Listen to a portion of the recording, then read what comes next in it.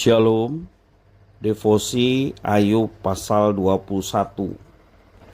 Ayat yang pertama sampai yang 13 demikian firman Tuhan. Tetapi Ayub menjawab, dengarkanlah baik-baik perkataanku dan biarlah itu menjadi penghiburanmu. Bersabarlah dengan aku. Aku akan berbicara, sehabis bicaraku bolehlah kamu mengejek. Kepada manusiakah keluhanku tertuju? Mengapa aku tidak boleh kesal hati? Berpalinglah kepadaku, maka kamu akan tercengang dan menutup mulutmu dengan tangan. Kalau aku memikirkannya, aku menjadi takut dan gemetarlah tubuhku. Mengapa orang fasik tetap hidup menjadi tua, bahkan menjadi bertambah-tambah kuat? Keturunan mereka tetap bersama mereka dan anak cucu diperhatikan mereka. Rumah-rumah mereka aman, tak ada ketakutan. Pentung Allah tidak menimpa mereka. Lembu jantan mereka memacek dan tidak gagal. Lembu betina mereka beranak dan tidak keguguran. Kanak-kanak mereka dibiarkan keluar seperti kambing domba. Anak-anak mereka melompat-lompat. Mereka bernyanyi-nyanyi dengan iringan rebana dan kecapi dan bersukaria menurut lagu seruling. Mereka menghabiskan hari-hari mereka dalam kemujuran dan dengan tenang mereka turun ke dalam dunia orang mati. Itulah yang diungkapkan Ayub, bagaimana orang yang fasik seperti terlihat lebih mujur dibanding orang yang saleh. Kemujuran orang fasik tentunya hanya bertahan sebentar saja jika kita melihat dari perspektif kekekalan.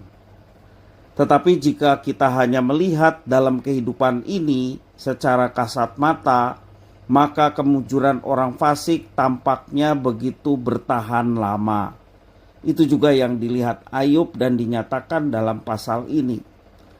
Ayub menyanggah Zofar yang berkata sorak-sorai orang fasik hanya sebentar saja, dengan menekankan bahwa kesenangan orang fasik nyatanya bertahan lama. Menurut Ayub, mereka panjang umur, mereka mendapat banyak keturunan, rumah mereka aman, mereka tidak dihukum Allah, dan usaha mereka terlihat berhasil.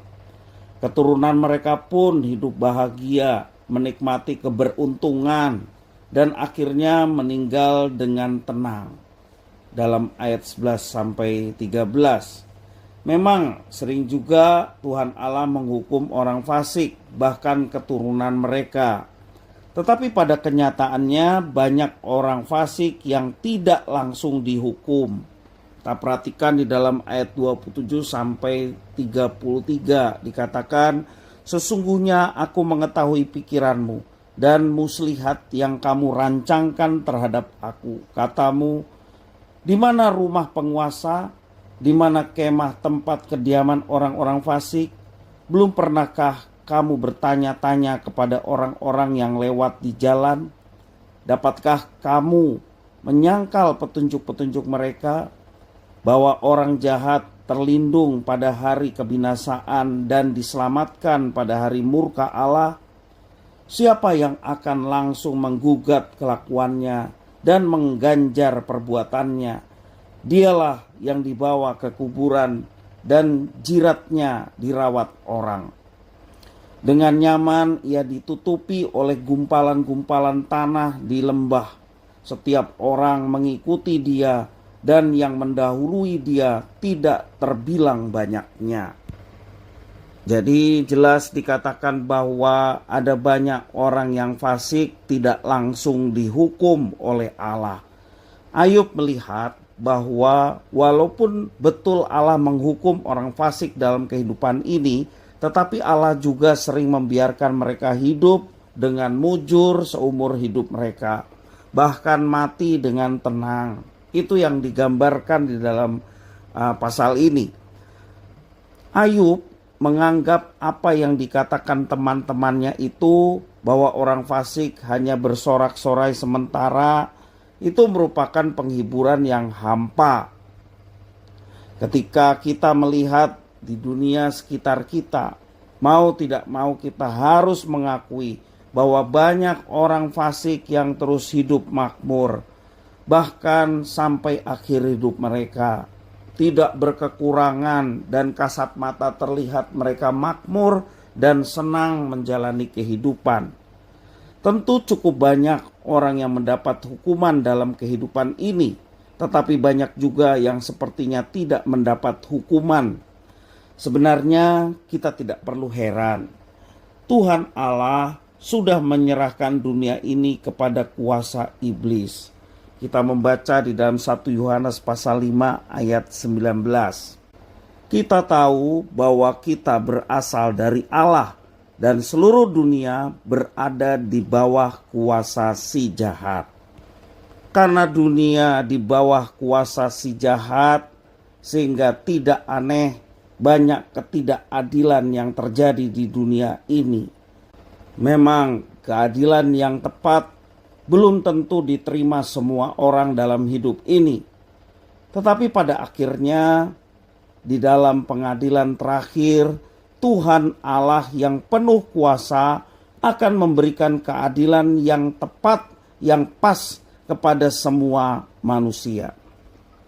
Jangan iri hati kepada orang fasik yang kemujurannya seperti bertahan lama. Karena pada akhirnya mereka akan mendapatkan hukuman yang setimpal dengan perbuatan mereka. Tetap konsisten di dalam mengikut Tuhan, tetap setia dalam melaksanakan apa yang diperintahkannya. Jangan melihat dunia ataupun orang-orang fasik yang tidak takut akan Tuhan, tetapi sepertinya hidup mereka mujur. Jangan sekali lagi iri terhadap mereka. Tetaplah bersandar kepada Tuhan.